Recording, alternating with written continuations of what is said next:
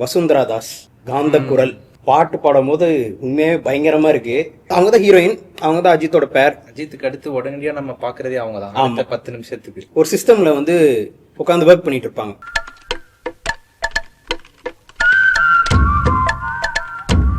பரவாயில்லையே 2001லயே பொண்ணு வேலைக்கு போற மாதிரி காமிச்சிருக்காங்களே. தவறு அங்க தப்பு பண்ணிட்டேன். காதல் தேசம்ல வர கவுண்டமணி மாதிரி உட்காந்து ஃபேக் ப்ரொஃபைல் கூட சேட்டிங் பண்ணிட்டு இருக்காரு. அமெரிக்கால இருக்கக்கூடிய ஒரு சாஃப்ட்வேர் இன்ஜினியர் கூட அவங்க டெக்ஸ்ட் பண்ணிட்டு இருப்பாங்க.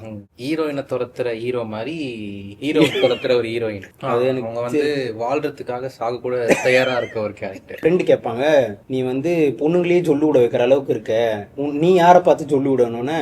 நான் அதுக்கு ஒருத்தனை கண்டுபிடிச்சிட்டேனே அப்படின்னு சொன்ன உடனே டக்குன்னு கட்டாயி சாங் வரும். தேல்பத்ரி சிங் அருமையான பாட்டு.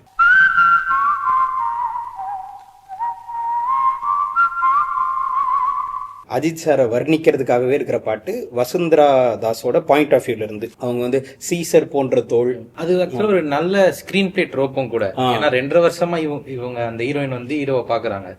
அதெல்லாம் நம்ம காட்ட வேண்டிய அவசியமே இல்லை. வசுந்தரா தாஸ் மாதிரி அந்த பாட்டுல வந்து ஒரு லைன் பாடுவாங்க, அடுத்த லைன் வந்து ஐ லைக் யூன்னு இருக்கும், அடுத்த லைன் வந்து வேற ஒரு லைன் இருக்கும், அதுக்கு அடுத்த லைன் திருப்பி ஐ லைக் யூன்னு இருக்கும். அந்த மாதிரி ஒருத்தவங்க உங்களை பார்த்து ஏதாவது ஒரு பெண்மணி பாடுறாங்கன்னா அவங்க நிஜமாவே உங்களை லைக் பண்றாங்க. அது பேர் டெலிவிஷன்.